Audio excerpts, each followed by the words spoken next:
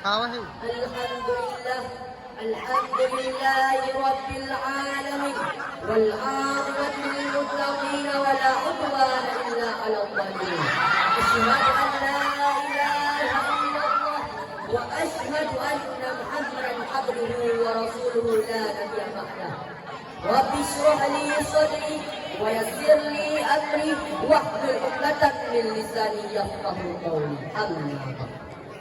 Pertama-tama dan yang paling utama, marilah sama-sama kita panjatkan puji beserta syukur atas kehadiran Rabbus Samad yang telah memberikan nikmat serta memberikan kepada kita jalan selamat baik di dunia maupun di akhirat. Yang Maha Adil menimbang auqat tak lama dan tak cepat seiring dengan niat sejalan dengan hajat sang penguasa sekira dapat lam yalid walam yulad.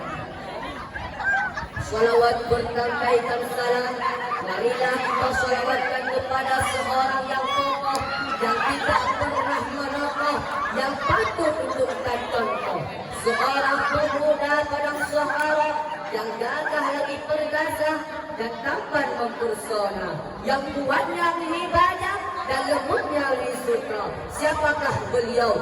Beliau merupakan the king of the king, the best of the best, number one, Nabi besar Muhammad sallallahu alaihi wasallam. Yang mana oleh beliau yang telah meruntuhkan ratusan benteng-benteng dan membuat kepala orang kafir tergeleng-geleng dengan kekuatan Nabi yang bukan kaleng-kaleng. Sehingga Solher rumuskan dalam bukunya yang berjudul 100 Ranking of the Most Intimidating Person History, menetapkan Rasulullah sebagai orang yang sangat berpengaruh baik dari segi akhlak maupun gaya kepemimpinan yang sangat mendunia. Selanjutnya salah dan salam kepada al dan sahabat, para tabi'in, ulama muqaddimin serta ulama yang muktabar yang masih ada di permukaan bumi ini. Kata-kata kalimat saya terutama kepada ayah anda rekan kita bersama selaku pucuk pimpinan daya Anwarul Anwar yaitu abadi di tempat.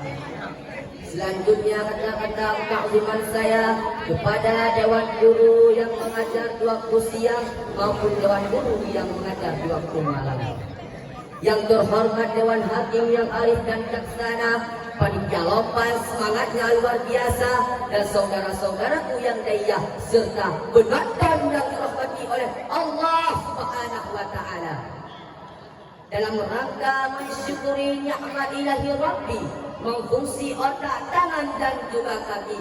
Berdirinya saya di sini bukan untuk mengurungi nafkobare, melainkan hanya ingin bertalabul ilmi dan juga ingin menyampaikan pesan-pesan khususnya bisa di sini. Syukur-syukur berkenang di hati dewan juri yang berjudul membangun karakter generasi milenial. Hadirin yang dirahmati oleh Allah Subhanahu wa taala. Masa muda adalah masa yang penuh dengan warna kehidupan, penuh dengan harapan, memiliki fisik yang kuat, memiliki fisik dan mental yang masih akurat. Pemuda laksana api yang berkobar. Pemuda juga melambangkan semangat yang tak pernah redup, kekuatan yang tak pernah luntur, bahkan keberanian yang tak pernah hancur. Oleh karena inilah Insinyur Soekarno mengatakan, berikan aku 10 pemuda, niscaya aku goncangkan dunia ini. Bahkan seorang pun juga dari Kairo Mesir mengatakan, inna fi aidikum amalan ummati, sesungguhnya pada tangan pemuda tempat urusan umat, wa fi aqdamihim hayatahum, dan pada kaki mereka lah terdapat kehidupan umat. Dalam syair yang lain mengatakan, himmatul rijal tasqatul jibal, semangatnya para pemuda dapat merentokkan gunung-gunung yang tinggi. Sehingga jelas, sehingga wajar, pemuda memiliki peran penting dalam maju mundurnya suatu negara. Pemuda adalah tongkat estafet perjuangan di masa akan datang. Hadirin yang dirahmati oleh Allah Subhanahu wa taala. Berbicara tentang generasi muda, marilah sejenak kita melihat di era 90-an, di mana pemuda memiliki semangat yang tinggi, sehingga pemuda dianggap sebagai pelakor bangsa, sehingga pemuda dianggap sebagai persatuan bangsa melalui Sumpah Pemuda Indonesia. Namun hadirin, sungguh apa yang terjadi sekarang? Kemusnahan moral kian merajalela, seolah-olah menjadi kultur, bahkan menyampingkan antara yang hak dan yang batil. Dimulai dari pergaulan yang bebas, yang tak kenal batas, pembunuhan keji dengan cara mutilasi. Sekelompok orang sepakat untuk mati bersamaan dengan cara minum oplos-oplosan, rasa isin berkelanjutan, rame-rame joget tiktokan demi konten yang penting sing viral. Buat story WA kuat berjam-jam, baca Al-Quran sedikit pun tidak ada waktu. Namun hadirin, masih banyak lagi gerombolan pemuda di dalam sana yang rambut kibal, baju gombal, berlagak-lagak yang seperti artis terkenal, padahal otak orang normal. Inilah poten yang dilakukan oleh pemuda zaman sekarang. Kemusnahan moral tidak boleh kita biarkan, apalagi untuk mata dan tidak melakukan apa-apa, terlebih menyalahkan media sosial sebagai penyebabnya. Hadirin yang dirahmati oleh Allah Subhanahu wa taala.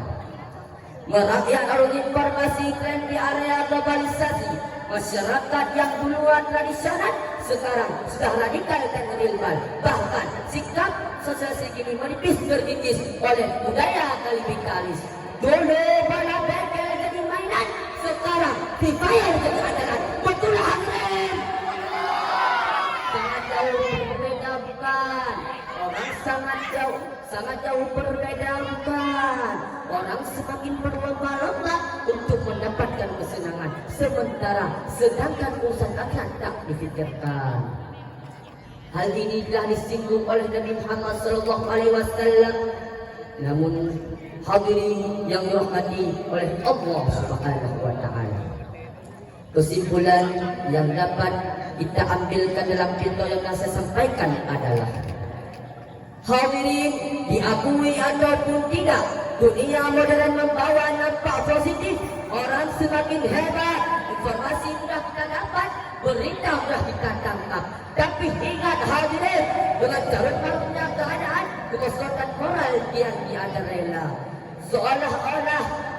seolah-olah menyampingkan antara yang hak dan yang batil. Hadirin yang dirahmati oleh Allah Subhanahu wa taala, diakui ataupun tidak, dunia modern membawa dampak positif. Orang semakin hebat, informasi dah terdapat. Tapi ingat habis, dengan carut marutnya keadaan, kemusnahan moral kian merajalela. Kebaikan sudah diabaikan, kemungkaran kian diagungkan. Salah satu penyebabnya adalah will give negatif, dunia modern. Astagfirullah. Oleh karena inilah apa yang harus kita lakukan di era ini hadirin. Apa yang harus kita lakukan sebagai generasi muda di era ini hadirin, yang harus kita lakukan adalah rawai-rawai dan tasbih malam rangkum. Kita rapatkan barisan dan kita galakkan amar ma'ruf nahi munkar, yang seperti firman Allah dalam Al-Quran ayat An-Nisa surah 104 yang artinya, segolongan umat yang menyuruh kebaikan, menyeru yang ma'ruf dan menegah yang munkar. Karena pada zaman sekarang pemuda harus siap tampil di depan. Pemuda zaman sekarang harus jadi pelakor bukan pengekor. Karena bangsa dan negeri ini tidak butuh kepada orang yang pintar, tetapi butuh kepada pemuda yang berotak lantang dan berhati Masjidil Haram. Hanya ini yang dapat saya sampaikan di malam yang berbahagia ini. Kalau ada kesalahan, mohon dimaafkan karena saya masih belajar. Assalamualaikum warahmatullahi wabarakatuh. Waalaikumsalam.